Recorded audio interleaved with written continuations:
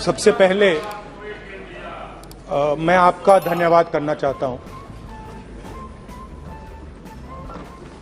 कि आपने मुझे लोकसभा में रीइंस्टेट किया।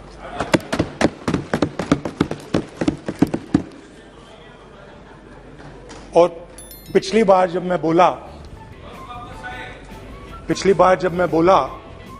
तो शायद मैंने आपको थोड़ा कष्ट भी पहुंचाया, क्योंकि मैंने इतनी जोरों से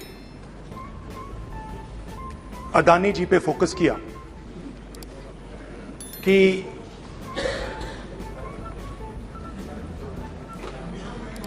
सीनियर नेता हैं, शायद उनको थोड़ा कष्ट हुआ। तो वो जो उनको कष्ट हुआ, वो जो कष्ट हुआ, अभी भी कष्ट हो रहा है। विषय पे आइए, विषय पे। अभी भी कष्ट हो रहा है, अभी भी कष्ट हो रहा है। ये है। तो वो जो कष्ट हुआ, 1, 2, 3, 4, 5 उसका असर शायद हुआ। तो इसके लिए मैं आपसे माफी मांगता हूं, मगर मैंने सिर्फ सच्चाई रखी थी। मगर आज जो मेरे बीजेपी के मित्र हैं, आज आपको डरने की जरूरत नहीं है। डरो मत, डरो मत। आज जो मेरा भाषण है, डरो मत। और आप डरो मत, डरो मत, डरो मत।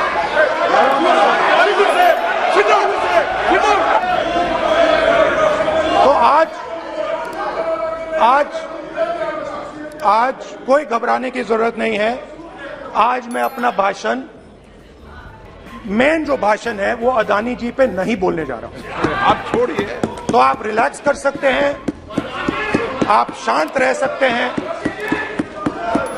क्योंकि मेरा भाषण आज दूसरी डायरेक्शन में जा रहा है।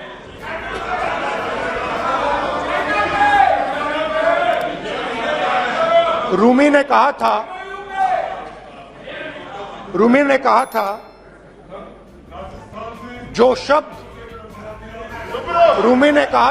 शब्द दिल से आते हैं, वो शब्द दिल में जाते हैं। तो आज मैं दिमाग से नहीं बोलना चाह रहा हूं, मैं दिल से बोलना चाह रहा हूं।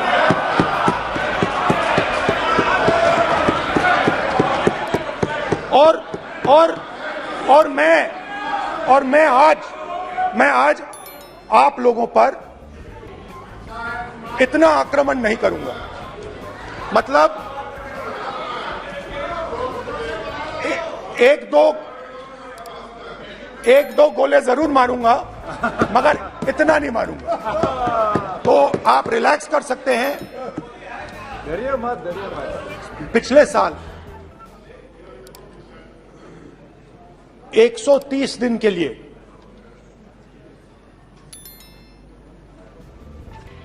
मैं भारत के एक कोने से दूसरे कोने तक गया, अकेला नहीं,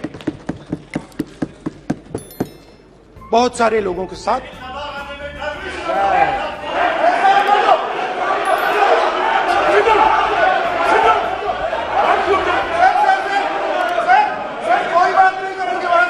मैं समुंदर के तट से कश्मीर की बर्फीली पहाड़ी तक चला। नहीं, लद्दाख को मैंने नहीं छोड़ा। यात्रा अभी खत्म नहीं हुई है, यात्रा जारी है और जरूर लद्दाख आएंगे, घबराइए मत। बहुत सारे लोगों ने मुझसे पूछा यात्रा के दौरान, यात्रा के बाद, कि राहुल तुम क्यों चल रहे हो, क्या तुम्हारा लक्ष्य क्या है, कन्याकुमारी से कश्मीर तक क्यों जा रहे हो। और जब वो मुझसे पूछते थे, शुरुआत में मुझे मेरे मुंह से जवाब नहीं निकलता।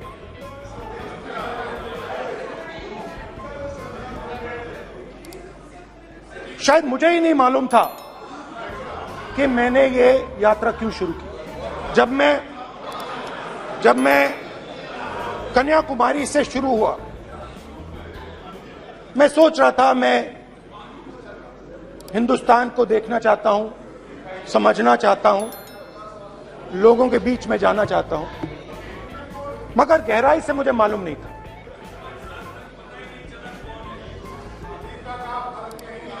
थोड़ी देर में मुझे बात समझ आने लगी।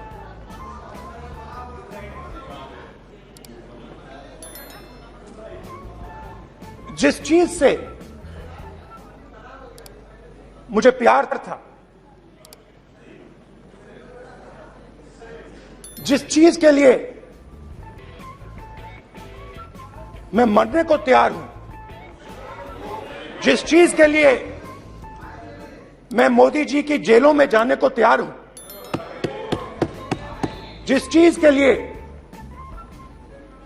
मैंने 10 साल हर रोज गाली खाई,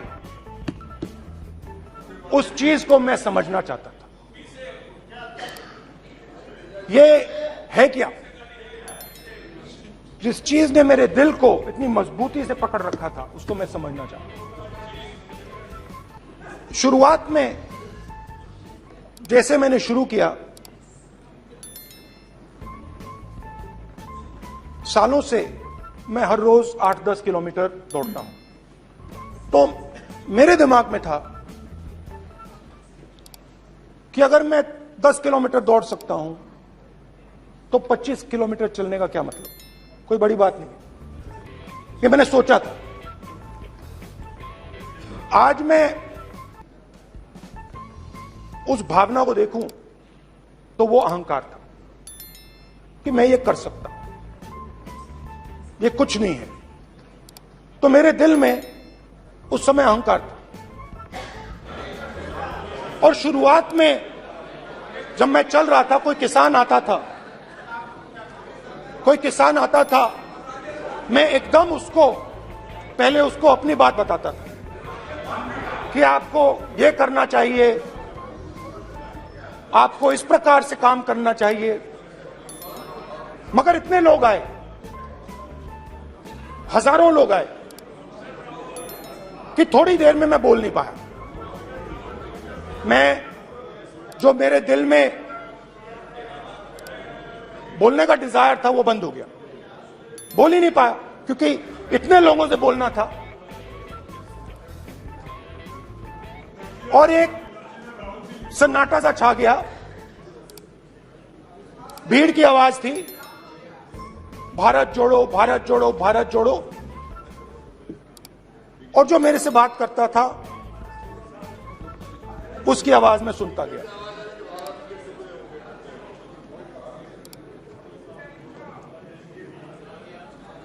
हर रोज सुबह 6 बजे से रात 7-8 बजे तक आम आदमी, गरीब, अमीर, बिजनेसमैन, किसान, मजदूर, सबकी आवाज।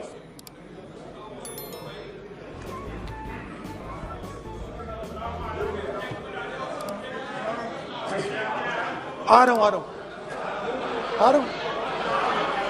आप कल से रुके, अब थोड़ा और रुक लो, 5-10 मिनट रुक जाओ। तो ये चलता गया, मैं बात सुनता गया। और फिर मेरे पास एक किसान आया और किसान ने हाथ में रुई पकड़ी हुई थी और उसने मुझे कहा, अध्यक्ष महोदय, उसने मुझे कहा, मेरी आंख में देखकर उसने मुझे अपना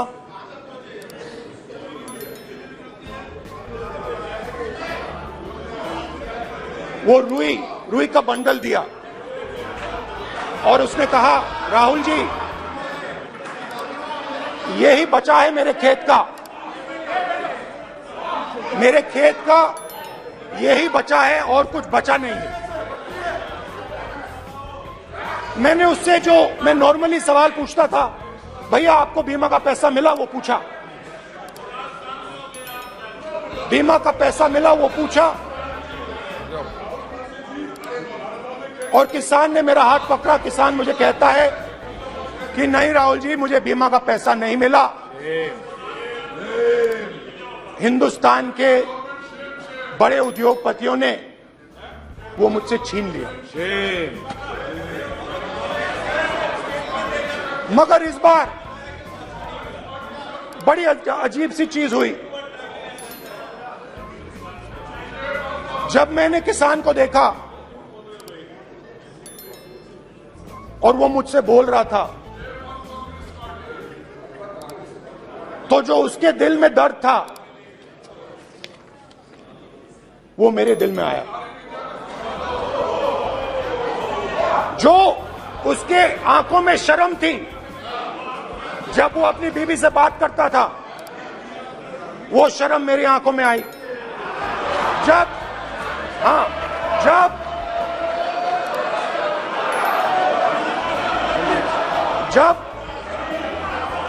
उसकी जो भूख थी वो मुझे समझ आई। और उसके बाद यात्रा बिल्कुल बदल गई। मुझे भीड़ की आवाज नहीं सुनाई देती थी, मुझे सिर्फ उस व्यक्ति की आवाज सुनाई देती थी जो मेरे साथ बात कर रहा था। उसका दर्द, उसकी चोट, उसका दुख, मेरा दुख, मेरी चोट, मेरा दर्द बन गया। लोग कहते हैं कि ये देश है, कोई कहता है ये अलग अलग भाषाएं हैं, कोई कहता है ये जमीन है, मिट्टी है, कोई कहता है ये धर्म है, ये सोना है, ये चांदी है। मगर भाइयों और बहनों, सच्चाई है कि ये देश एक आवाज है। ये देश सिर्फ एक आवाज है। ये देश, इस देश की लोगों की आवाज है। इस देश के लोगों का दर्द है, दुख है, कठिनाइयां हैं। और अगर हमें इस आवाज को सुनना है तो हमारे दिल में जो अहंकार है, हमारे जो डिजायर्स हैं, हमारे जो सपने हैं, उनको हमें परे करना पड़ेगा। जब हम अपने सपनों को परे करते हैं, तब हमें हिंदुस्तान की आवाज सुनाई देती है। तब तक हिंदुस्तान की आवाज हमें नहीं सुनाई देती। अब आप कहोगे ये बात मैंने नॉन कॉन्फिडेंस मोशन में क्यों रखी? इसका क्या मतलब है कि भारत एक आवाज है, भारत लोगों का दुख है, भारत लोगों का कष्ट है, मुश्किलें हैं। क्योंकि भाइयों और बहनों,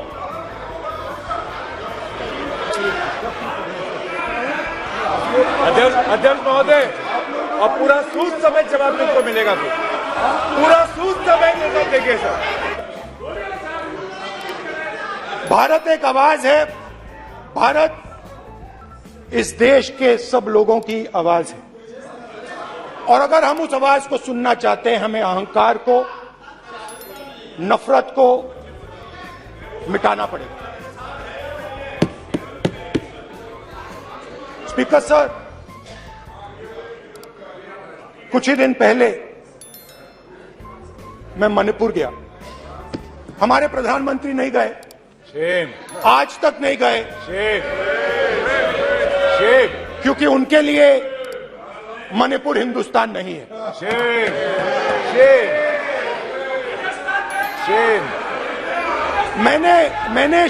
मैंने मणिपुर शब्द प्रयोग किया, मगर आज की सच्चाई यह है कि मणिपुर नहीं बचा है। मणिपुर को आपने दो भाग में कर दिया है।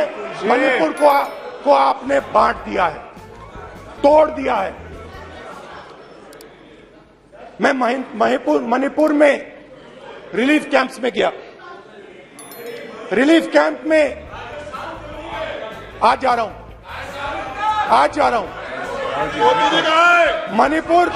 मणिपुर में रिलीफ कैंप में मैंने महिलाओं से बात की। मैं मणिपुर गया और मणिपुर के कैंप्स में मैंने महिलाओं से बात की, बच्चों से बात की, जो हमारे प्रधानमंत्री जी ने आज तक नहीं किया।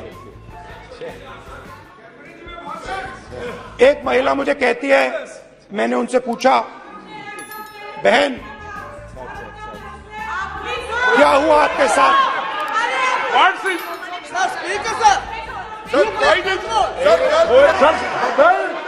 कांग्रेस पार्टी ने पूरा देश खड़ा हो गया आपके खिलाफ। तो पूरा देश आपके खिलाफ खड़ा होगा। मैं बहुत सारी महिलाओं से बात किया, मगर मैं आपको दो उदाहरण देना चाहता हूं। एक महिला मुझे कहती है, मैंने कहा क्या हुआ तुम्हारे साथ?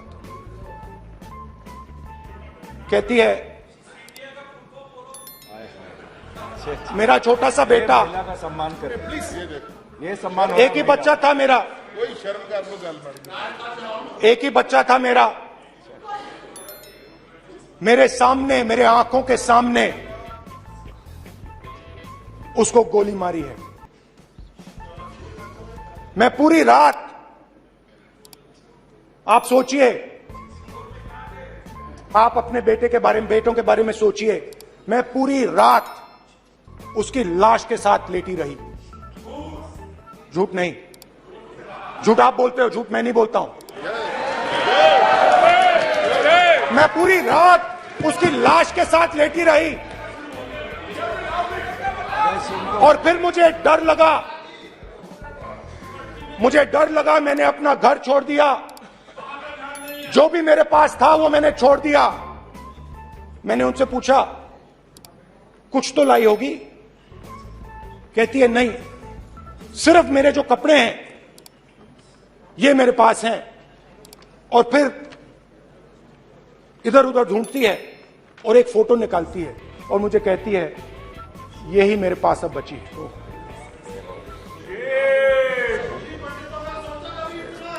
एक और उदाहरण, दूसरे कैंप में मैं, एक महिला मेरे सामने आती है, मैं उससे पूछता हूं, तुम्हारे साथ क्या हुआ? क्या हुआ तुम्हारे साथ? और जैसे ही मैंने ये सवाल पूछा,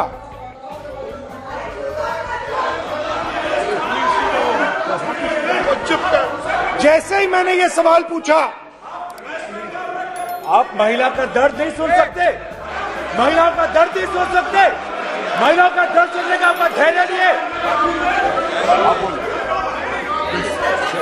शर्म करिए। जैसे ही मैंने उससे सवाल पूछा, तुम्हारे साथ क्या हुआ, शर्म नहीं है तेरे को? वैसे ही 1 सेकंड में वो कांपने लगी। उसने अपने दिमाग में वो दृश्य देखा और वो बेहोश हो गई। मेरे सामने कांपती हुई बेहोश हो गई। तो ये मैंने आपको सिर्फ 2 उदाहरण दिए हैं। स्पीकर सर, इन्होंने मणिपुर में हिंदुस्तान की है, सिर्फ मणिपुर की नहीं, हिंदुस्तान है। इनकी राजनीति ने मणिपुर को नहीं, हिंदुस्तान को मणिपुर में मारा है। हिंदुस्तान का मणिपुर में।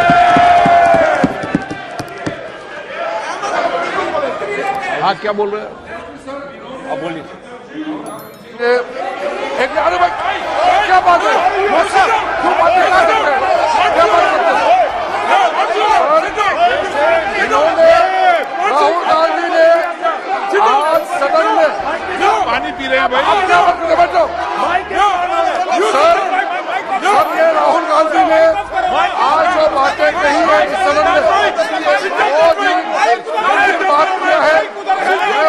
सवाल पूछना चाहता हूँ। 60 दशक के चारों लोगों को नॉर्थ ईस्ट में किए हुए हैं, इसके इधर कांग्रेस पार्टी है। राहुल गांधी को माफी मांगना चाहिए। भाई पानी लो। जैसे मैंने भाषण के शुरुआत में बोला, भारत एक आवाज है, भारत हमारी जनता की आवाज है, दिल की आवाज है। उस आवाज की ने मणिपुर में की, इसका मतलब भारत माता ने मणिपुर में की।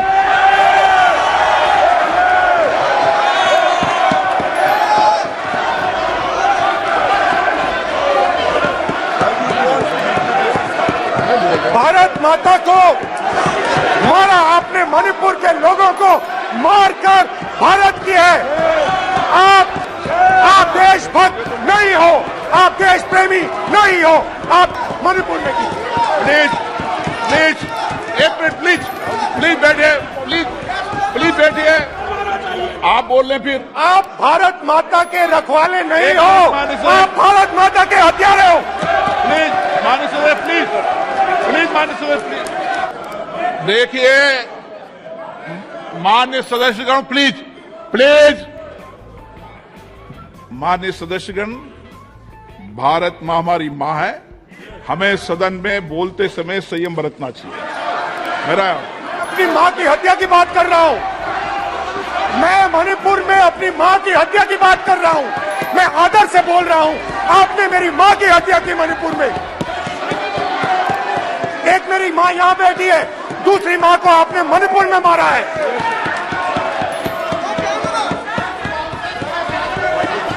और हर रोज जब तक आप हिंसा को बंद नहीं करोगे, तब तक आप मेरी मां की हत्या कर रहे हो। हिंदुस्तान की सेना मणिपुर में एक दिन में शांति ला सकती है, हिंदुस्तान की सेना का आप प्रयोग नहीं कर रहे हो, क्योंकि आप हिंदुस्तान को मणिपुर में मारना चाहते हो।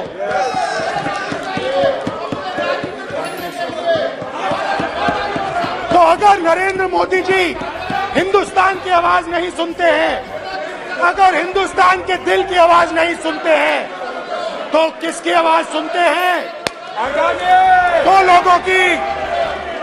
दो लोगों की आवाज सुनते हैं। देख लीजिए अडानी जी के लिए मोदी जी ने क्या काम किया है, देख लीजिए। ये पहले आपको गलत तरीका आपका। रावण दो लोगों की सुनता था, मेघनाथ और कुंभकर्ण। वैसे ही नरेंद्र मोदी दो लोगों की सुनते हैं, अमित शाह और अडानी। भाई और बहनों, लंका को हनुमान ने नहीं जलाया था, लंका को रावण के अहंकार ने जलाया था। प्लीज माननीय सदस्य, आप संयमित बोले। आप ये सदन है, आप तरीके से बोलिए। माननीय राम ने रावण को नहीं मारा था, रावण के अहंकार ने रावण को मारा था। आप पूरे देश में केरोसिन फेंक रहे हो, पूरे देश में आप केरोसिन फेंक रहे हो। आपने मणिपुर में केरोसिन फेंकी और फिर चिंगारी लगा दी, अब आप हरियाणा में कर रहे हो। पूरे देश को आप जलाने में लगे हो, आप पूरे देश में भारत माता की हत्या कर रहे हो। धन्यवाद स्पीकर।